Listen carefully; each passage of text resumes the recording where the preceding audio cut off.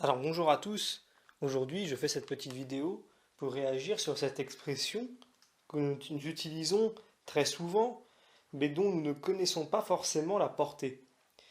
Donc cette expression qui est en titre de la vidéo et qui est Dieu est amour.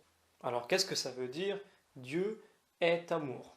Alors quand on pose la question à quelqu'un, il nous répond tout de suite, ça veut dire que Dieu aime plus que tout le monde et que Dieu aime tout le monde ou tout simplement que lui-même est à l'origine de l'amour. Certains même disent que puisque Dieu est à l'origine de l'amour, il nous a permis à nous, en nous donnant un peu, à un certain degré, la capacité d'aimer également. Donc c'est toujours un petit peu flou, mais en réalité, c'est beaucoup plus fort que ça.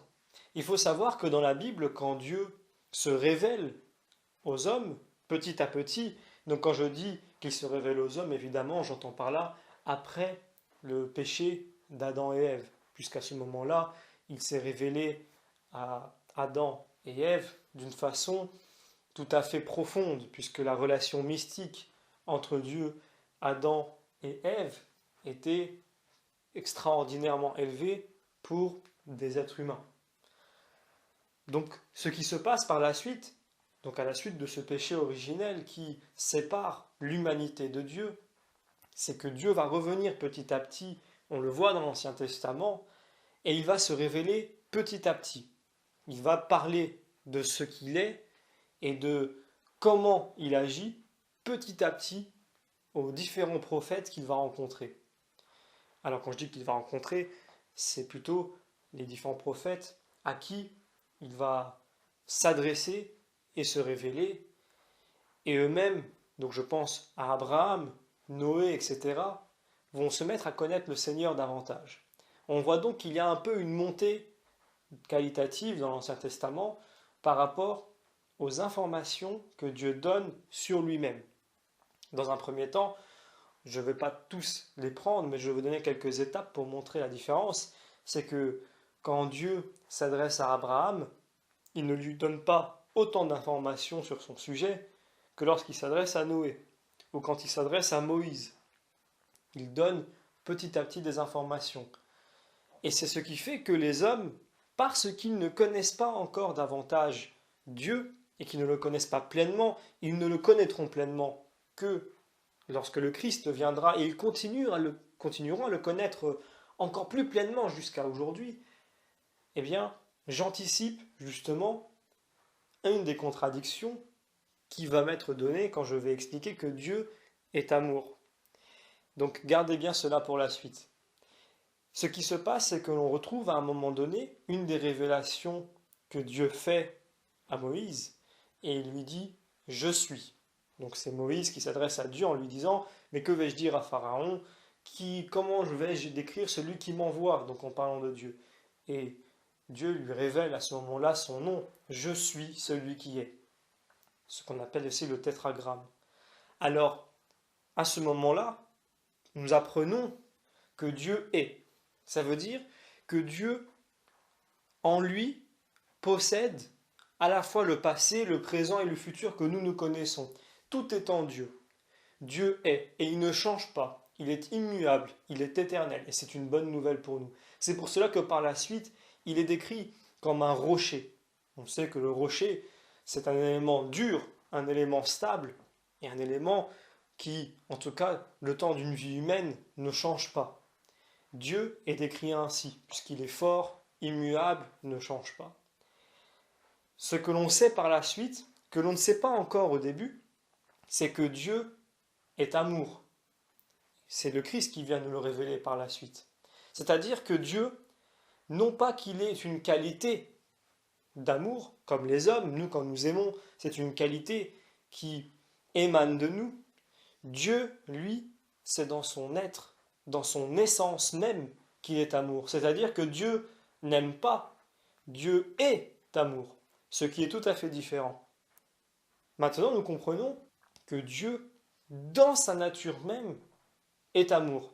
Et comme nous savons également que Dieu ne change pas, nous comprenons mieux maintenant pourquoi Dieu aime tout le monde de la même des façons, que cette personne-là aime Dieu ou pas, que cette personne connaisse Dieu ou pas, Dieu aime tout le monde parce que cela correspond à sa nature, non pas à une volonté, non pas à une qualité, mais à ce qu'il est, donc son essence même. Donc Dieu est amour, et Dieu ne peut pas être autre chose. Dieu ne peut pas être colère, Dieu ne peut pas être haine, Dieu ne peut pas être mépris, Dieu ne peut pas être triste. Eh bien, c'est pour cela qu'au départ, j'ai donné une petite explication, puisque, évidemment, certains d'entre vous qui écoutent cette vidéo vont se dire, mais attendez un instant, dans l'Ancien Testament, il est bien écrit que Dieu se venge, que Dieu est jaloux, que Dieu s'énerve, que Dieu regrette. On voit ces expressions-là. Mais maintenant, avec l'expression du départ, vous comprenez pourquoi des hommes exprimaient ces émotions qu'ils attribuent à Dieu, non pas que cela soit vrai ou faux, mais que c'est la façon dont les hommes comprenaient Dieu selon ce qu'ils savaient de lui. Donc, quand nous voyons quelquefois le malheur s'abattre sur nous, la réflexion que l'on se fait, c'est que Dieu est en colère contre nous. Donc Dieu ressent de la colère. Or, ce n'est pas possible. Mais ce qui va nous arriver comme malheur peut être notamment les erreurs, les conséquences de nos propres choix, mais on peut aussi se dire que c'est Dieu qui permet cela. Dieu permet que cette chose arrive pour notre bien, parce que cela va nous apprendre, cela va nous faire changer, cela va nous faire rapprocher de lui. Nous avons aujourd'hui cette maturité et ce recul de faire la différence entre ce que Dieu peut ressentir et ce que Dieu permet, qui est l'expression justement d'un amour que nous ne connaissons pas encore complètement. C'est-à-dire que à son niveau, le Seigneur nous laisse passer par des épreuves qui de toute façon ne sont pas plus lourdes, plus difficiles que ce que nous pouvons supporter, c'est ce que nous dit le Christ dans le Nouveau Testament, mais en tout cas, nous savons que c'est également l'expression de son amour. Donc Dieu dans le ciel ne peut pas être colérique, Dieu ne peut pas être énervé. Ce que nous et également les peuples de l'Ancien Testament traduisaient ainsi, mais pas que les peuples de l'Ancien Testament, tous les peuples des autres religions traduisaient les choses ainsi. Quand ils voyaient les choses mal tournées sur terre, ils se disaient « les dieux sont en colère contre nous ». En réalité, Dieu ne peut pas être en colère contre nous, puisqu'il est amour. C'est son essence, il ne peut pas changer. Ce que nous étions en train d'interpréter comme de la colère, n'était en fait que des épreuves ou des conséquences naturelles, qui sont aussi d'ailleurs des épreuves, des conséquences naturelles de nos propres choix, de nos propres erreurs. Et Dieu va laisser ces choses arriver justement parce qu'il sait que c'est bon pour nous de nous relever et d'apprendre de nos erreurs. C'est une façon que Dieu va utiliser pour nous éduquer, c'est sa pédagogie. Pour faire un parallèle qui est simple à comprendre, si vous avez un enfant, vous savez bien de quoi je parle. Si vous avez un enfant, que vous êtes dans votre jardin, et que vous lui dites attention, ne va pas là-bas, ne va pas dans ce coin du jardin, tu vas tomber. Il va quand même essayer d'y aller. Vous voyez que de toute façon, vous lui dites, et il ne comprend pas. Donc à un moment donné, en tant que parent, vous allez vous dire, c'est pas grave, de toute façon, ce qui peut lui arriver au pire, c'est de glisser, se faire un petit égratignure, mais au moins comme ça, il va apprendre, et il ne refera pas la même erreur. Donc vous allez le laisser aller. Ce n'est pas vous qui lui dites d'aller, c'est lui qui a persisté dans son choix. Il finit par tomber, il se cogne par terre, il se blesse à la jambe, une petite blessure, de rien du tout, mais pour lui c'est tout un drame, c'est la fin du monde à son niveau. Il se met à pleurer, vous venez le chercher, vous dites tu vois ce que tu as fait, je t'avais prévenu. Et là vous lui mettez un pansement, vous lui mettez vous le désinfectez et puis ça part et c'est terminé. Mais Dieu c'est pareil, il nous laisse aller dans notre bêtise alors qu'il nous a prévenus. Et derrière nous récoltons des conséquences de nos actes. Donc il va permettre que une épreuve nous arrive dans le but de nous apprendre justement. C'est une manifestation de l'amour de Dieu. Quand l'homme laisse son enfant faire une bêtise, c'est pour son bien, pour qu'il apprenne et qu'il comprenne. Ce n'est pas parce qu'il ne l'aime pas. Donc on comprend que Dieu est amour éternellement, en tout temps, pour tout homme. Et que cette expression que les hommes utilisaient autrefois était davantage liée à leur façon de voir les choses et du fait qu'ils ne connaissaient pas Dieu comme nous le connaissons aujourd'hui. Et donc ils l'exprimaient à leur façon. Maintenant, d'autres vont me dire aussi qu'il y a des personnes du ciel, notamment la Vierge Marie, qui sont quelquefois représentés en pleurant, et quelquefois la Vierge Marie a fait des apparitions où on pouvait l'apercevoir avec une larme.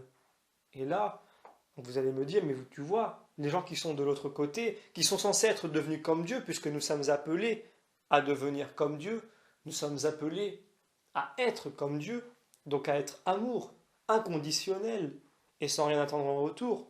Bien, vous allez me dire, mais tu vois, même de l'autre côté, ces personnes-là manifestent une forme de tristesse. Donc on peut être triste de l'autre côté. On peut, même quand nous sommes appelés à devenir comme Dieu et à être amour comme lui pour l'éternité, ils pouvons aussi montrer des signes de tristesse. En réalité, tous les hommes qui sont de l'autre côté et qui sont dans la vision béatifique sont devenus comme Dieu, non pas par essence évidemment, mais ils sont dans la béatitude et ils sont amour inconditionnel et ils sont dans une joie éternelle. Mais ils continuent, lorsqu'ils s'adressent à nous, notamment la Vierge Marie, ils continuent à nous parler dans notre propre langage pour que nous puissions comprendre. Donc quand la Vierge Marie apparaît et que elle peut apparaître ou elle peut faire qu'une statue ou une icône qui la représente se mette à avoir des, comme des gouttes qui tombent des yeux, qui peuvent être des gouttes d'eau, qui peuvent être des gouttes d'huile, qui peuvent être des gouttes de sang.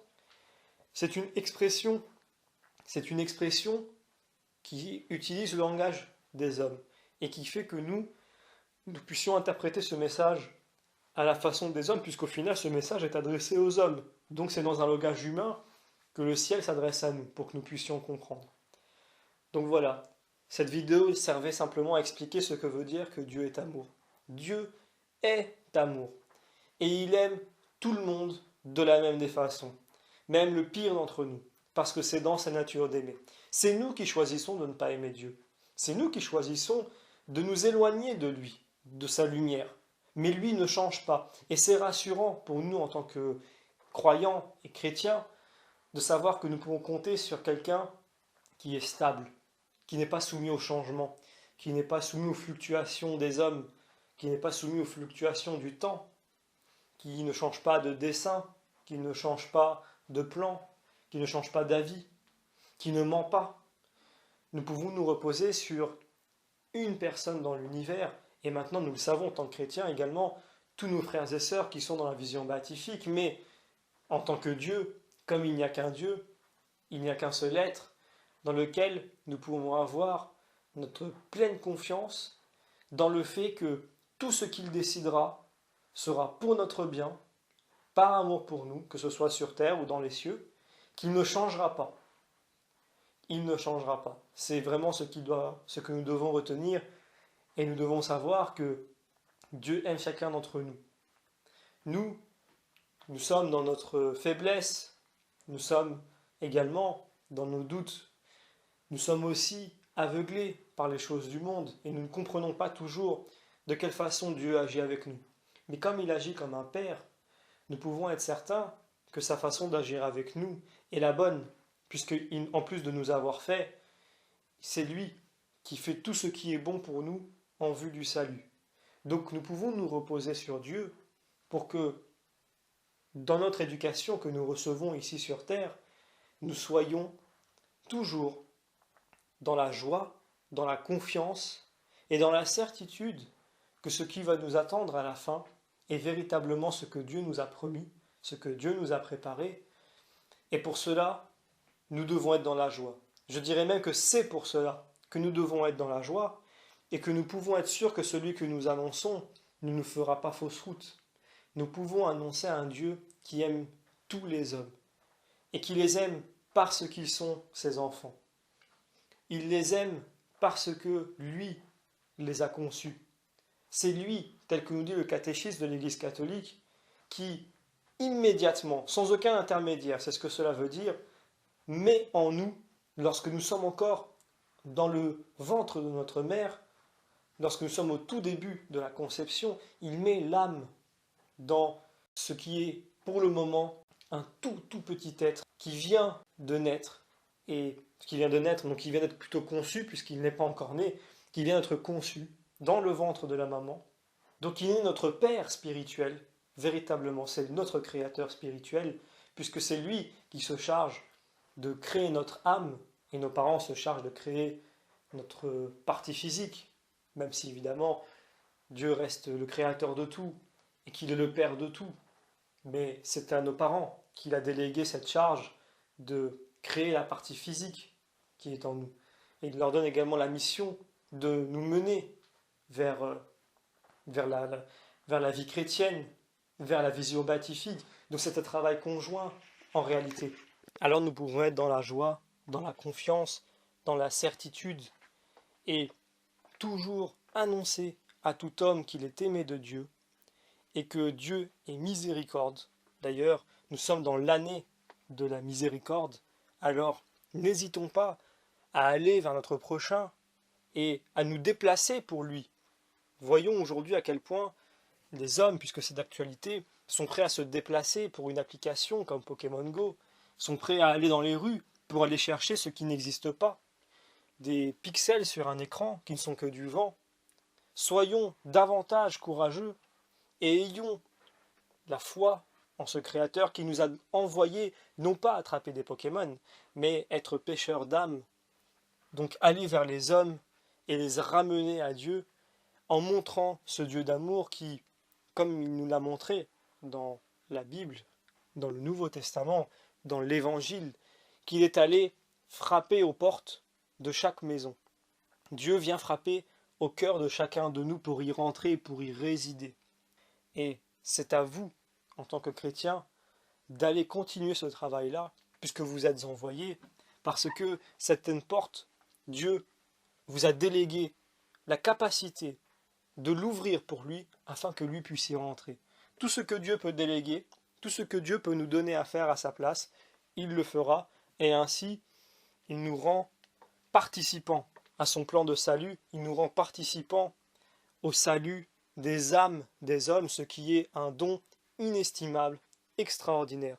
D'ailleurs, il y a un passage de l'Évangile qui nous montre bien cela, lorsque Dieu réapparaît, là je parle du Christ, lorsqu'il revient à la vie, lorsqu'il est ressuscité avant son ascension, et qu'il a déjà apparu plusieurs fois aux apôtres, il se retrouve dans un lac où Pierre est en train de pêcher, et à ce moment-là, Pierre entend que le Christ est au rivage, et qu'il l'appelle. Alors il se rend au rivage avec les poissons qu'il essaie de pêcher, et il n'y arrive pas. À ce moment-là, il ne sait pas d'ailleurs que c'est encore le Christ qui est là, et il lui dit « Va pêcher de ce côté ». Donc c'est le Christ qui l'envoie pêcher, et là, il repart, et ils prennent, lui et d'autres apôtres, tellement poissons que le filet est prêt à craquer. Et quand il revient au bord et qu'il se rend compte qu'il s'agit bien du Christ, il voit que le Christ a déjà entre ses mains des poissons. Quel est le symbole de tout ça? Il nous montre qu'il n'a pas besoin de nous en réalité, qu'il pourrait pêcher toutes les âmes qu'il veut et qu'il souhaite lui-même. Ce n'est pas une question de capacité, encore une fois, c'est une question de don gratuit. Et Dieu, comme il a envoyé Saint Pierre pêcher de ce côté-là, et comme il l'a récupéré au début, en disant « je ferai de toi un pêcheur d'âmes », eh bien, de la même des façons, des pêcheurs d'hommes. D'ailleurs, à ce moment, quand il le dit, et c'est cité dans l'Évangile selon saint Matthieu, il y a également André qui est avec Simon-Pierre. Donc il leur dit « je ferai de vous ». Il parle à l'ensemble des apôtres au final quand il dit cela, à l'ensemble de tous les chrétiens même, « je ferai de vous des pêcheurs d'âmes, des pêcheurs d'hommes ». Et c'est ce que ce passage symbolise. Nous sommes envoyés pour pêcher des âmes, pour les ramener à Dieu et faire en sorte que, même si ces âmes sont déjà au Seigneur, de continuer à les accompagner sur ce chemin. Un peu comme ces personnages un peu mystérieux que l'on retrouve également dans l'Évangile après la résurrection du Christ, qui sont ces pèlerins d'Emmaüs, qui sont là en chemin et qui se posent des questions sur le Christ et que le Christ vient réconforter. De même, soyons comme le Christ qui accompagne tout homme sur le chemin qui mène à la vision béatifique en leur apportant soulagement, apaisement, amour, charité, vérité.